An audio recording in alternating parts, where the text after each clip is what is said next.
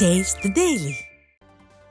இந்தியாவில் இருந்து மத்திய கிழக்கு நாடுகளுக்கு சென்ற தொழிலாளர்கள் சிரமங்களை எதிர்கொள்வதாக கூறப்படுவது குறித்த உண்மை நிலவரம் பற்றியும் அவர்களின் குறைகளை நிவர்த்தி செய்ய அந்த நாடுகளுடன் நடத்தப்பட்ட விவாதங்கள் குறித்தும் மாநிலங்களவையில் அதிமுக எம்பி சி.வி. சண்முகம் கேள்வி எழுப்பினார். இதற்கு பதிலளித்து பேசிய வெளியுறவுத்துறை இணையமைச்சர் கீர்த்திவர்தன் சிங், மத்திய கிழக்கு நாடுகளில் இந்திய தொழிலாளர்கள் சிரமங்களை எதிர்கொள்வது கவனிக்கப்படுவதாகவும் இதுபோன்ற புகார்களுக்கு வெளிநாடுகளில் உள்ள இந்திய தூதரகங்கள் பொருத்தமான நடவடிக்கைகளை எடுத்து வருவதாகவும் தெரிவித்தார்.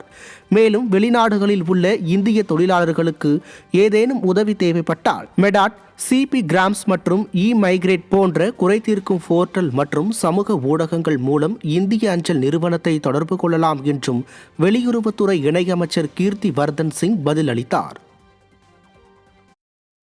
தமிழ்நாடு உள்பட கடந்த 3 ஆண்டுகளில் சிவில் நீதிமன்றங்கள், உயர்நீதிமன்றங்கள் மற்றும் உச்சநீதிமன்றத்தில் நிலுவையில் உள்ள வழக்குகளின் எண்ணிக்கைகள் மற்றும் இதனை குறைக்க அரசு எடுத்த நடவடிக்கைகளின் பயன்கள் குறித்தும் அதிமுக எம்பி சி.வி. சண்முகம் மாநிலங்களவையில் கேள்வி எழுப்பினார்.